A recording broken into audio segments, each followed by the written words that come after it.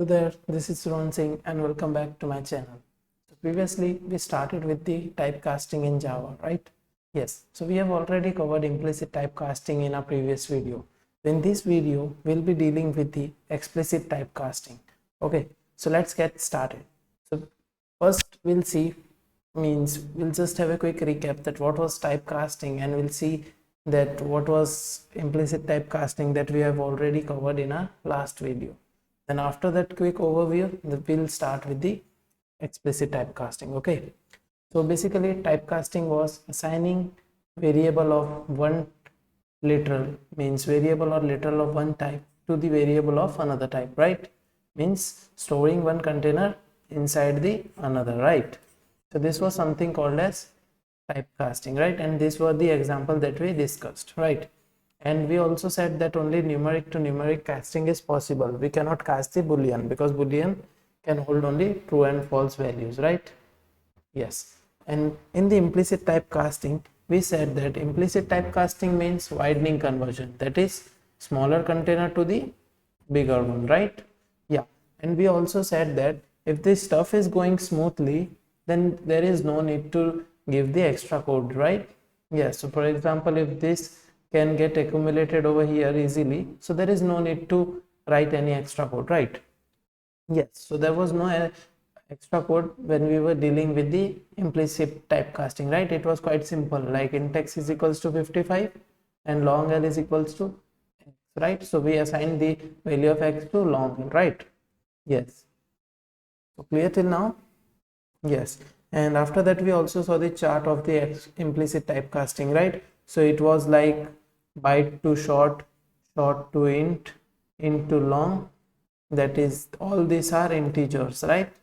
We group them inside the integer, and these two are floating point. So integer to floating point are, yeah, so integer to floating point is also implicit, right? Yes. And char, since it was 16 bit, so if we assign it to any greater data type, then it is also implicit typecasting, right? Yeah.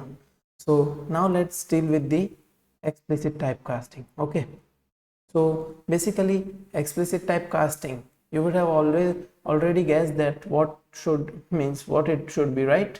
Yes. So explicit typecasting means assigning greater, that is bigger container, to the smaller container, means we are narrowing our path, right?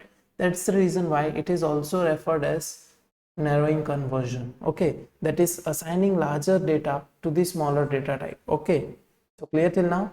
Yes. So for example, long and int, so int was 4 byte, right? And long was 8 byte. So long is a bigger container, int is a smaller one, right?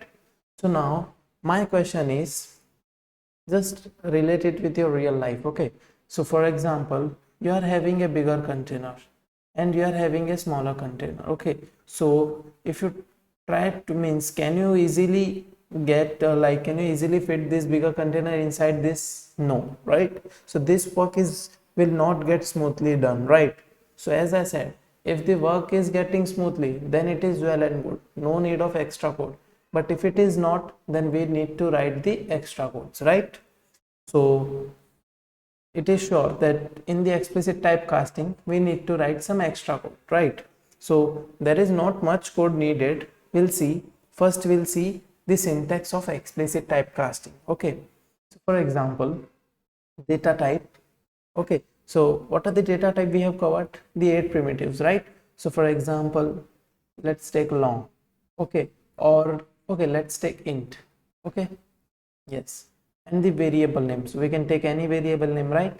Then over here inside the parentheses we need to give the data type. Okay, so for now I'll just say int and the literal or expression, right? Yes. Okay, so let's move to the, okay, just ignore the last point over here. Yeah, we have already covered this, right? Yes. So let's move to the Eclipse and we'll deal with this in a more efficient way. Okay, yes. So this was the implicit typecasting, right? We covered. Okay, so now, yes, so what we'll do, we'll create a variable long L is equals to 456. Okay, and now since long is an bigger container, right? Long is a bigger container, so we need to assign its value to a smaller one. So we can take int, right? Int I is equals to now L.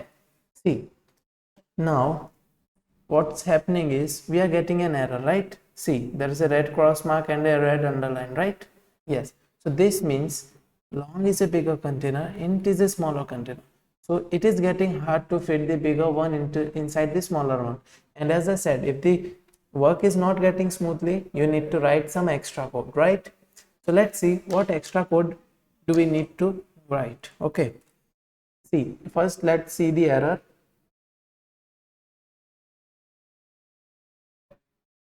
See, type mismatch, cannot convert from long to int. Okay, and see, implicit typecasting was like this, right? Int to long, right? So in the implicit typecasting, int was a smaller container, long was a bigger container, so it was quite easy to fit the smaller one inside the bigger one.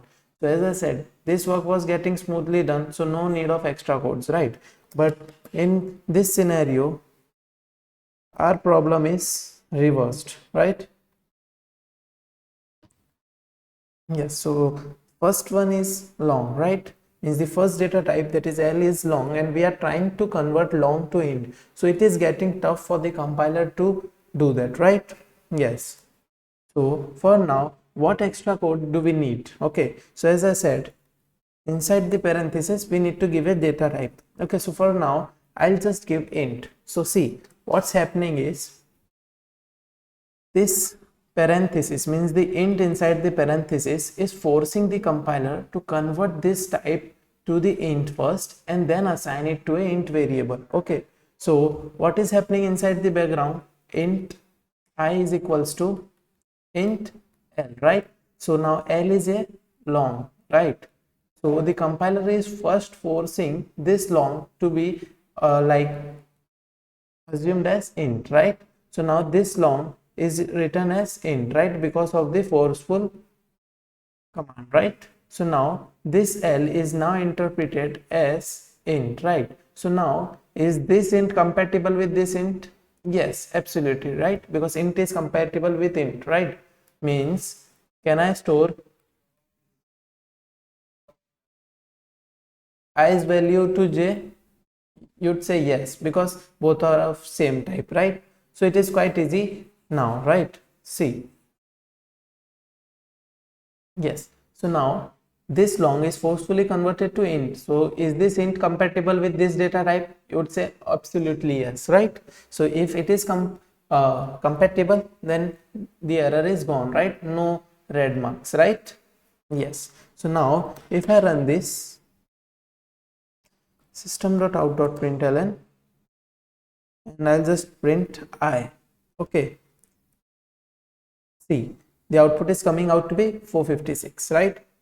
Yes. So now sometimes, like, even if you have known the explicit typecasting, maybe you will, means maybe you are not aware of that this type is not always, like, it is not mandatory to give the same data type like this. Okay, the rule is you can give the compatible data type. Okay, means this data type should be compatible with this. So what do I mean by compatible? Okay, so can int store byte? You would say yes. Can int store short? Yes. Can int store char? Yes, because they are shorter, right? Means the size is smaller, right? Byte 1 byte, short 2 byte, char again 2 byte, right? And int is 4 byte. So this is a bigger container and these are smaller, so you can easily store them, right? So that's the reason why this is not always mandatory to give the same data type. You can give the compatible data types. Okay, yeah, so let's check this as well. So for example, if I say short, okay, sorry, yes, see, there are no errors, right? And if I print the value, see, we are getting the correct output, right? Yes. So now let's see some more example. Okay, so for example, double d is equals to 45.26. Okay, and now since double is 8 byte, right? and I want to again, okay, let's take an example to byte, okay, and I want to assign D's value to byte B. Okay, see, is the work going, means will the work be done smoothly? No, because D is again a bigger container and byte is a very small, right? So you cannot assign this easily. So as I said, if no smoothness in our program, then we need to write the extra codes. Okay, so for example, which data type is compatible with byte? For now it's only byte, right? Because byte is the smallest one. See, the error is gone. If I say system.out.println B, now what will be the output, you guess? See, we'll see the output. See, it is coming out to be 45. Now you would have said that it is approximate value, right? Like 45.26 means 45 approximately, right? But it is not like that. Okay, whenever if you means whenever you give any decimal value, it always get truncated. Okay, now what do I mean by truncation, right? Truncation means, like for example, you are having 51.20, so this value will not get higher value. Okay, means it will always like flow down to a smaller value. Okay, like 51. Okay, in this case if I have 51.9999, okay, so at this time also, as I said, truncation means going to a lower position, not the higher position. Okay, so not 52 but 51. Okay, yeah, so let's try this as well. So if D is 51.99999, let's see the output. See, it is again 51, right? Yeah, so clear to everyone? Yeah, so this is something called as explicit typecasting, right? Yes, so there are more data types. First we'll just cover the chart that I have prepared for explaining the explicit typecasting flow. Okay, yeah, so see, just take a screenshot of this chart and it will be very helpful for you. Okay, so as I said, bigger container to a smaller one, right? Yes, see, in a like implicit typecasting, I have already defined that why float is bigger means can store the long, right?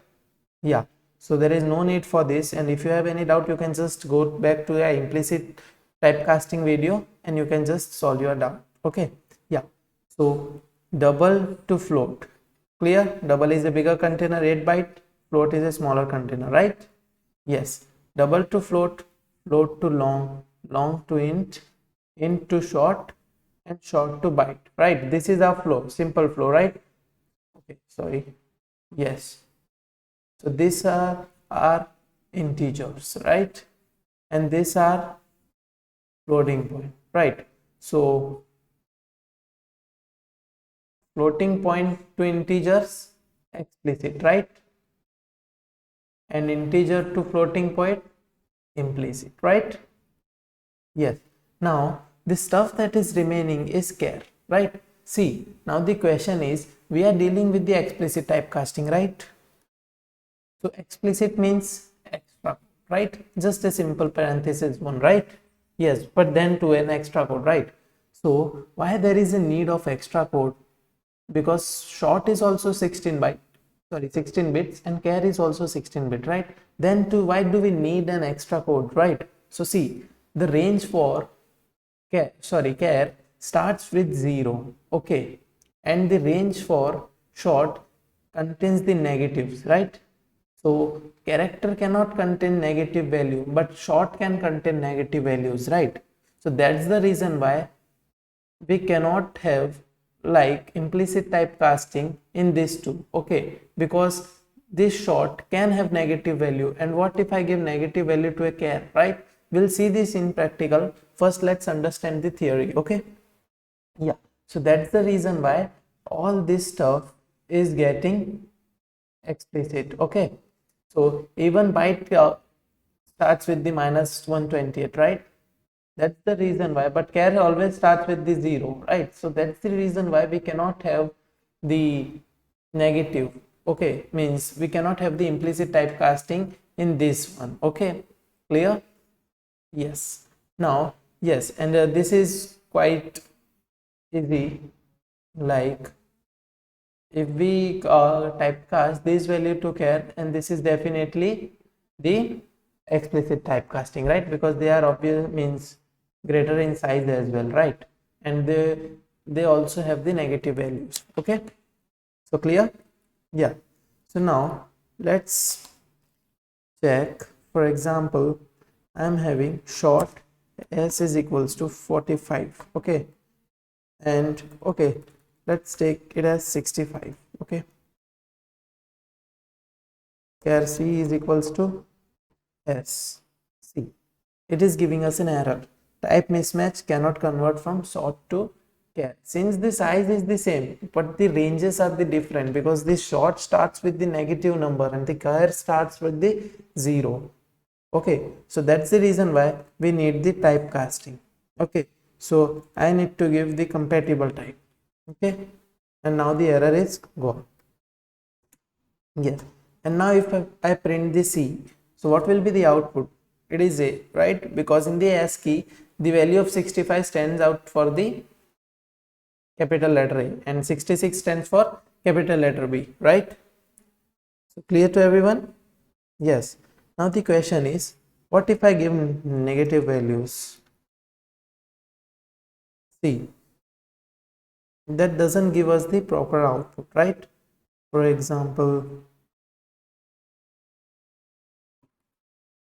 okay, see, it is giving some special characters. Okay, so this is the reason why character needs the explicit typecasting. Okay, so even if I am having this byte, okay, and I am having this like this, then to we need this. See, cannot convert from byte to short, since byte is only 1 byte and char is 2 byte, right? Then too we need the explicit typecasting, because even byte can start with the -128 range, right? Yes. So clear to everyone? Yes. See. Okay. So any doubts till now? Yes. So clear this chart of the complete explicit typecasting. Yeah. So we have covered implicit typecasting and explicit typecasting till now, right? But just the way of performing the action, right? Means the implicit means smaller to the bigger one and explicit means bigger to the smaller one, right? Now, in the next video, we'll see what are the drawbacks, okay? Means what are the errors, or we can say what are the loss of information we get when we perform the typecasting. Okay, in a next video we'll see that. Okay, and if you have any doubt, you can just reach out to me on my Gmail, or you can just comment your doubt in the comment section. Okay, and if you like the video, do like, share and subscribe. Thank you so much.